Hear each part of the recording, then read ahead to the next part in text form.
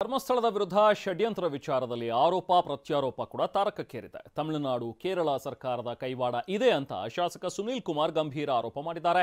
ಮತ್ತೊಂದು ಕಡೆ ಸಚಿವ Priyank Kharge RSS versus RSS ನಿಂದಲೇ ಇಷ್ಟೆಲ್ಲ ಆಗಿರೋದು ಅಂತ ಹೊಸ ಬಾಂಬ್ ಸಿಡಿಸಿದ್ದಾರೆ. ಈ ಬಗ್ಗೆ ಒಂದು ಕಂಪ್ಲೀಟ್ ರಿಪೋರ್ಟ್ ಬನ್ನಿ ನೋಡೋಣ.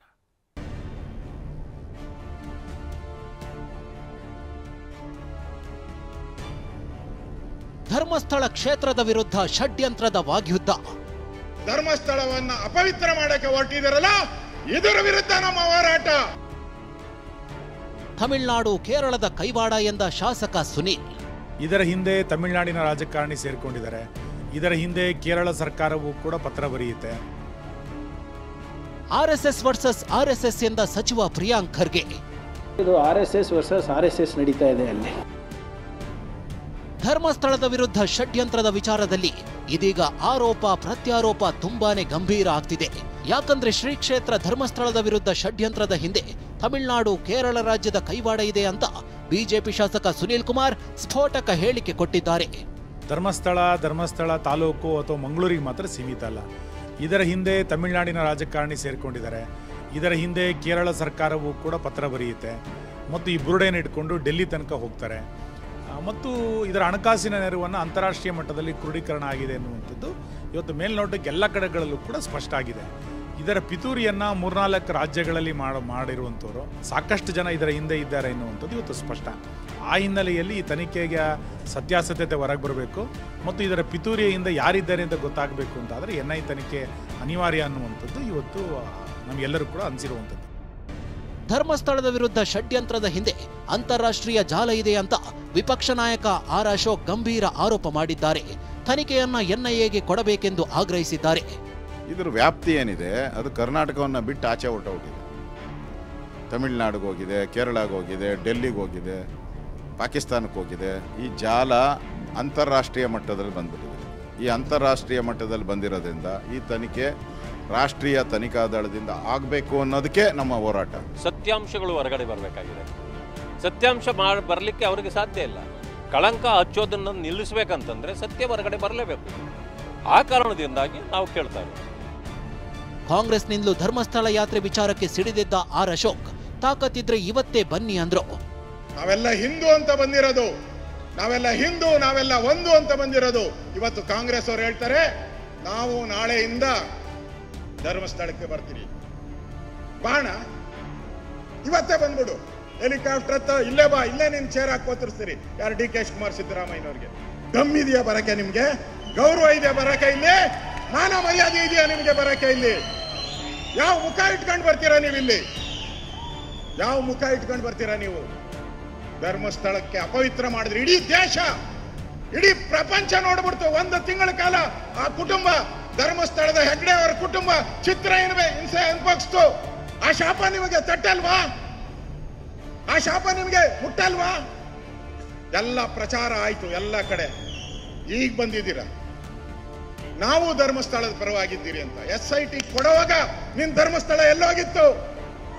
SIT ಕೊಡುವಾಗ ನಿನ್ ಧರ್ಮಸ್ಥಳದ ಬಗ್ಗೆ ಯಾಕೆ ಮಾತಾಡಿಲ್ಲ? ಅವಾಗ ಮಾತಾಡಿಲ್ಲ. ಇದಿಷ್ಟೇ ಅಲ್ಲ, ಸಿದ್ದರಾಮಯ್ಯನ ಸುತ್ತ ನಕ್ಸಲ್ ಗ್ಯಾಂಗ್ ಸೇರಿಕೊಂಡಿದೆ ಅಂತ ಅಶೋಕ್ ಬೆಂಕಿ ಉಗುಳಿದ್ರು. ಸಿದ್ದರಾಮಯ್ಯನವರ ಸುತ್ತು ಒಂದು ಈ ನಕ್ಸಲ್ ಗ್ಯಾಂಗ್ ಸೇರ್ಕೊಂಡ್ಬಿಟ್ಟಿದೆ.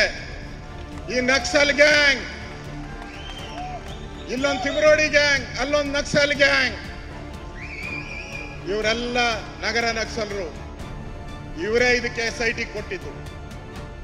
SIT ಕೊಟ್ರಿ, ನಾವು ಸ್ವಾಗತ ಮಾಡಿದ್ರಿ, ಇಲ್ಲ ಅಂತ ಹೇಳಲ್ಲ. ನಾನು ಈಗಾಗಲೇ ಹೇಳಿದ್ದೀನಿ, SIT ಮೀನುಗಳು ಹಿಡಿತಾ ಇದೆ, ತಿಮಿಂಗಲ ಬೇಕು ನಮಗೆ ಅಂತ. ಅಯೋಗ್ಯ ಮಾಸ್ಕ್ ಮ್ಯಾನ್ನ ಹಿನ್ನೆಲೆಯನ್ನೇ ನೋಡದ ಸರ್ಕಾರಕ್ಕೆ ಧಿಕ್ಕಾರ ಅಂತ BY ವಿಜಯೇಂದ್ರ ರೋಷಾವೇಶಗೊಂಡ್ರು. ಇಂಥ ಪವಿತ್ರ ಕ್ಷೇತ್ರ ಕೋಟ್ಯಾಂತರ ಭಕ್ತರಿದ್ರು ಸಹ ಯಾರೋ ಒಬ್ಬ ಬೀದಿಲಿ ಹೋಗ್ತಾ ಇದ್ದಂತಾನೆ ಬಂದು ಕಂಪ್ಲೇಂಟ್ ಕೊಡ್ತಾನೆ ಅಂತ ಹೇಳಿದ್ರೆ ಒಂದು ಪ್ರಿಲಿಮಿನರಿ ಎನ್ಕ್ವೈರಿನೂ ಕೂಡ ಮಾಡ್ದೇನೆ ಆ ಅಯೋಗ್ಯ ಬಂದಿರ್ತಕ್ಕಂಥ ಹಿನ್ನೆಲೆಯನ್ನು ಕೂಡ ಅರ್ಥ ಮಾಡ್ಕೊಳ್ದೇನೆ ಇವತ್ತು ರಾಜ್ಯ ಸರ್ಕಾರ ಎಷ್ಟೇ SIT ಘೋಷಣೆ ಮಾಡ್ತಲ್ಲ, ನಿಮ್ಗೆ ಭಗವಂತ ಒಳ್ಳೇದ್ ಮಾಡೋದಕ್ಕೆ ಸಾಧ್ಯನಾ? ಆ ಭಗವಂತ ನಿಮ್ಗೆ ಒಳ್ಳೇದ್ ಮಾಡೋದಕ್ಕೆ ಸಾಧ್ಯನಾ? ಒಂದು ಕಡೆ SIT ತನಿಖೆ ಆಗ್ತಾ ಇದ್ರೆ ದಿನನಿತ್ಯ ಅಪಪ್ರಚಾರ, ಈ ರಾಜ್ಯದ ಮುಖ್ಯಮಂತ್ರಿಗಳಿಗೆ ಕಿಂಚಿತ್ತಾದ್ರೂ ಕೂಡ ಕಾಳಜಿ ಇದ್ದಿದ್ರೆ ಯಾರು ಸಾಮಾಜಿಕ ಜಾಲತಾಣದಲ್ಲಿ ಧರ್ಮಸ್ಥಳ ಮಂಜುನಾಥೇಶ್ವರ ಅಣ್ಣಪ್ಪ ಸ್ವಾಮಿ ಬಗ್ಗೆ ಅಪಪ್ರಚಾರ ಮಾಡ್ತಾ ಇದ್ದಾರೋ 24 ಗಂಟೆಲಿ ಒದ್ದು ಒಳಗಾಗಬೇಕಾಗಿತ್ತು. ಆ ಕೆಲಸ ಈ ಅಯೋಗ್ಯ ಕಾಂಗ್ರೆಸ್ ಸರ್ಕಾರ ಮಾಡಲಿಲ್ಲ. ಬಿಜೆಪಿ ನಾಯಕರ ಆರೋಪಕ್ಕೆ ಸಿಎಂ ಕೌಂಟರ್ ಅಟ್ಯಾಕ್. ಬಿಜೆಪಿ ಮಾಡ್ತಿರೋ ಸಮಾವೇಶ ರಾಜಕೀಯದ್ದು ಅಂತ ಸಿಎಂ ಸಿದ್ದರಾಮಯ್ಯ ವಾಗ್ದಾಳಿ ನಡೆಸಿದ್ರು. ಪಾಪ ಮಾಡಲಿ, ರಾಜಕೀಯವಾಗಿ ಮಾಡ್ತಾ ಇದ್ದಾರೆ, ಮಾಡಲಿ. ಇದರಿಂದ ಅವರಿಗೆ ರಾಜಕೀಯ ಲಾಭ ಸಿಗ್ತದೆ ಅಂತೇಳಿ ಅನ್ಕೊಂಡಿದ್ದಾರೆ. ಅದು ಸಿಗೋದಿಲ್ಲ. ಯಾಕೆಂತಂದರೆ ಅಲ್ಲಿ ಧರ್ಮಸ್ಥಳದ ಬಗ್ಗೆ ಅಪಾರವಾದಂಥ ಗೌರವ ಇದೆ, ಮಂಜುನಾಥೇಶ್ವರ ಬಗ್ಗೆ ಅಪಾರವಾದಂಥ ಗೌರವ ಇದೆ. ಅವರು ರಾಜಕೀಯ ಮಾಡ್ತಾ ಇದ್ದಾರೆ. ಈಗ ಬಿಗಿನಿಂಗ್ನಲ್ಲಿ ಯಾಕೆ ಮಾಡಲಿಲ್ಲ? SIT ಆದಾಗ ಯಾಕೆ ಮಾಡಲಿಲ್ಲ? ಧರ್ಮಸ್ಥಳ ಪ್ರಕರಣದಲ್ಲಿ ಸಚಿವ ಪ್ರಿಯಾಂಕ್ ಖರ್ಗೆ ಸ್ಫೋಟಕ ಹೇಳಿಕೆ ಕೊಟ್ಟಿದ್ದಾರೆ. RSS ವರ್ಸಸ್ RSS ನಿಂದಲೇ ಇಷ್ಟೆಲ್ಲ ಆಗೋದು. ಮಹೇಶ್ ಶೆಟ್ಟಿ ತಿಮರೋಡಿ RSS ವ್ಯಕ್ತಿ ಎಂದಿದ್ದಾರೆ. ಇದು RSS ವರ್ಸಸ್ RSS ನಡೀತಾ ಇದೆ. ಇವರು BJP-ಯವರು ಯಾರ ಬಗ್ಗೆ ಮಾತನಾಡ್ತಾ ಇದ್ದಾರೆ? ಅವ್ರು ಯಾರೋ ಮಹೇಶ್ ಅಂತ ಅವ್ರ ಬಗ್ಗೆ ಮಾತನಾಡ್ತಾ ಇದ್ದಾರೆ, ಮತ್ತು ಗಿರೀಶ್ ಮಠಣ್ಣ ಅವ್ರ ಬಗ್ಗೆ ಮಾತನಾಡ್ತಾ ಇದ್ದಾರೆ. ಇವರೆಲ್ಲ ಯಾರ ಕೂಸುಗಳು, ಯಾರ ಗರಡಿನಲ್ಲಿ ಬೆಳೆದಂಥ ವ್ಯಕ್ತಿಗಳು ಇವರೆಲ್ಲರೂ BJP RSS ವ್ಯಕ್ತಿಗಳೇ ಅಲ್ವಾ? ಧರ್ಮಸ್ಥಳ ಚಲೋ, ಚಾಮುಂಡೇಶ್ವರಿ ಚಲೋ ಏನಕ್ಕೆ ಮಾಡ್ತಾ ಇದ್ದಾರೆ ಅಂದರೆ, ಎಲ್ಲರೂ ನಿಮ್ಮ ರಾಜ್ಯಾಧ್ಯಕ್ಷರಾದ BJP ರಾಜ್ಯಾಧ್ಯಕ್ಷರು ಮತ್ತು ವಿರೋಧ ಪಕ್ಷದ ನಾಯಕರು ಅವರ ಕುರ್ಚಿಯನ್ನು ಉಳಿಸ್ಕೊಳ್ಳಿಕ್ಕೆ ಮಾಡ್ತಾ ಇರೋದು ವಿನ ಇವುಗಳಲ್ಲಿ ಯಾವುದೇ ರೀತಿಯಾದಂಥ ಅವ್ರದ್ರಲ್ಲಿ ಸಬ್ಸ್ಟೆನ್ಸ್ ಇಲ್ಲ. ಧರ್ಮಸ್ಥಳ ಕೇಸ್ನಲ್ಲಿ ವಿದೇಶಿ ಕೈವಾಡ, ಬೇರೆ ರಾಜ್ಯದ ಕೈವಾಡ ಇದೆ ಅಂತ ಬಿಜೆಪಿ ಗಂಭೀರ ಆರೋಪಿಸುತ್ತಿದೆ. NIA ತನಿಖೆಗೂ ಆಗ್ರಹಿಸುತ್ತಿದೆ. ಆದ್ರೆ ಕಾಂಗ್ರೆಸ್ ಮಾತ್ರ ನಮ್ಮ ತನಿಖೆ ಹಾದಿ ಸರಿಯಾಗೇ ಇದೆ, ಬಿಜೆಪಿ ರಾಜಕೀಯ ಮಾಡ್ತಿದೆ ಅಂತ ಕೌಂಟರ್ ಕೊಡ್ತಿದೆ. ಪ್ರಮೋದ್ ಜೊತೆ ಪ್ರಜ್ವಲ್, TV9 ಧರ್ಮಸ್ಥಳ.